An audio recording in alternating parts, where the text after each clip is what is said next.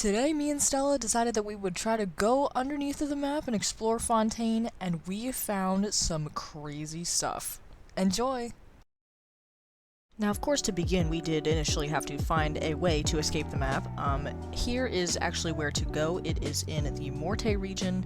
You just go down to the underground waypoint and just keep going straight until you are hit with that little puzzle room.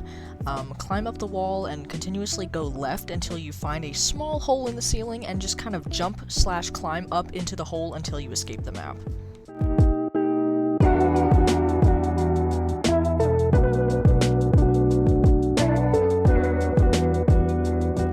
The first thing we actually went to go look at was a place called the Primordial Sea. It is basically where I think the weekly boss cutscene, at least in the Archon quest, took place. I'm not entirely sure what it is in relation to quests, but if you guys know, make sure to let me know.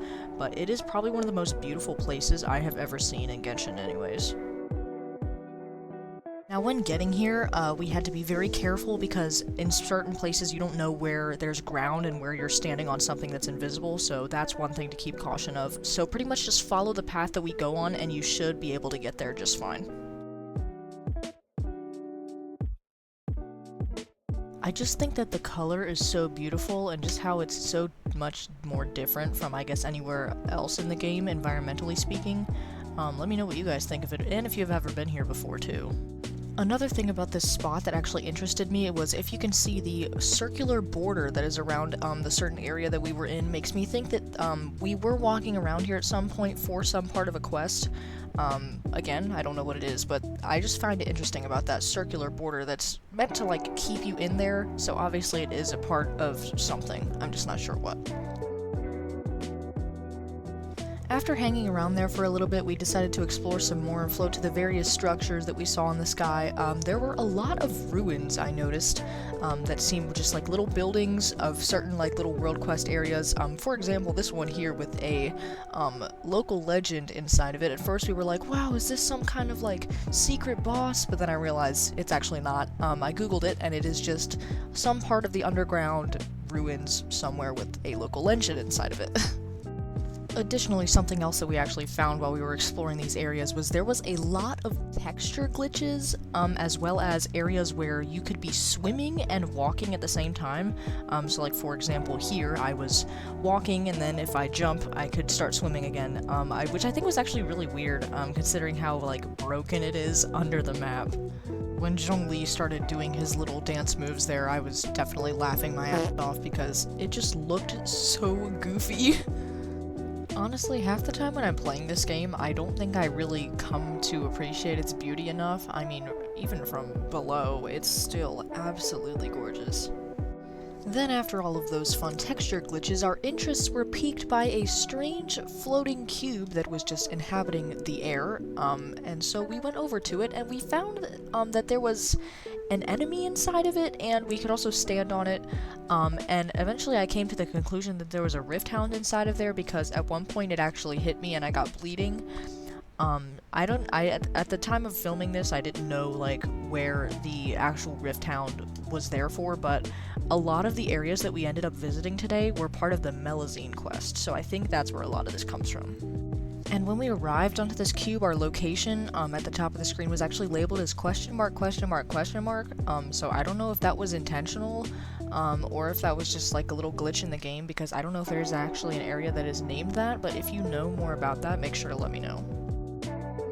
After a little bit, I decided that it would be a smart idea to actually place a portable waypoint down here so that if any given time I wanted to come back here to just be under the map, I thought it would be a nice idea. Now, of course, I did struggle with this a little bit because I was intermittently going in and out of combat, so that took me a bit, but I did end up actually placing one there. Since this little cube was part of a little underground area for a world quest, when I actually went underneath of the cube, it teleported me across the entire map. I began in the Barrel region, and it teleported me all the way into the water of the Morte region, just when I went a few meters underneath of the box, which I thought was really interesting. After sitting around at this cube for a little while, I decided to use the two best characters to help you escape the map, Zhongli and Venti, because we wanted to go into the rocks that were kind of like above there, because we actually saw something up there and we really wanted to go check it out. Once I actually climbed up there, there was a little thing that you could interact with. It had to do with a mirror, and I clicked on it, and it actually teleported me inside the cube that we were just standing on, and I met the Rift Hound that had hit me in the first place. Once we climbed up there a second time and didn't get distracted by a looking glass, we found some weird-looking grass that kind of looked like Albert Einstein's hair.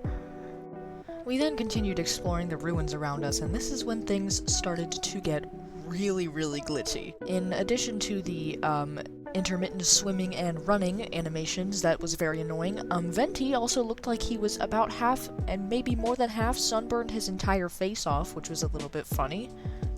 Here's a little clip of me actually getting a wind current under the water. And once we had fooled around long enough, we actually found the edge of the map and decided that we would try to escape the Paimon barrier and see if that would work. Stella decided that she would gracefully sacrifice herself and see what happened if she swam through the barrier. And as one could expect, it did end up teleporting her all the way back into Mondstadt. After we finished exploring those ruins, we went further west to a little rock formation that we saw underwater. It was like two rocks kind of connected to each other, and once we got there we found that we could actually walk on the rocks, which made our exploration a bit more convenient. Next, Stella decided to see what would happen if she just plunged into the void. Now after this, we got really excited because we saw this weird glowing rock shape that was kind of like a pentagon, octagon type shape, and we were really excited because it looked like a little island of some sort that was maybe for like a world crest, so we decided that we would go look at it. I was like so happy that we found something interesting down here, so here is what we found. Now, I'm not entirely sure what it is or what it's from, but all I know is that it is from the Melazine quest. I don't know where or which part of it, I just know, just probably based off the colors. We couldn't actually enter the rock formation, but there were certain parts of it that were see-through so that we could see through it, but still, this was so cool. And at first, when we arrived at this strange rock, the title of the location said, "Nice to meet you," and at first, me and Stella were both quite freaked out by this because it was like, does Hoyoverse know that we're like escaping the map? But then I actually looked it up and I found out that that is, again, a location name of part of the Melazine quest, so unfortunately not as interesting as it could have been.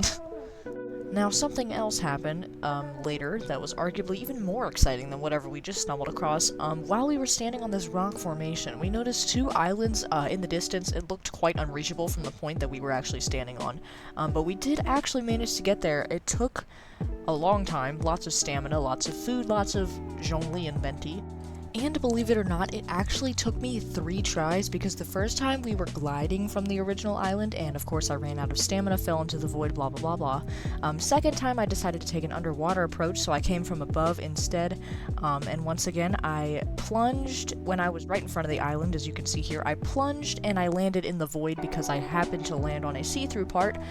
So then attempt number 3, fortunately took me back to the water that was actually right above the point where I was standing, so attempt number 3 made it a lot easier to actually get there. And once we got there, whew, it was very rewarding because the sky on the island that was in front was literally so beautiful. And I even tried to change what time it was, but it didn't even change the sky because the area, or it was like the real Anapausis or something like that. I'm not entirely sure how to pronounce it. But the one that is further back that had the hole in it was actually another shocking part of a world quest. It had like a house in it. I don't know which world quest that's from, and then the one in front of it was pretty much just some Fontaine structures. I didn't really know what that was either, but it was like probably the prettiest part of this like entire thing. But yeah, that was pretty much all the exploring we did there. It was almost 2 hours we actually spent just kind of going under the map and just seeing what was there. It was so much fun. Thank you so much to Stella for joining me for that. It was great. If you want to see more videos with Stella in the future, let me know. She will be making an appearance in my Nervalette and maybe my Kazuha summons video, just like she did in my previous summons videos, so stay tuned for that as well. But yeah, I hope you guys enjoyed this little exploration video.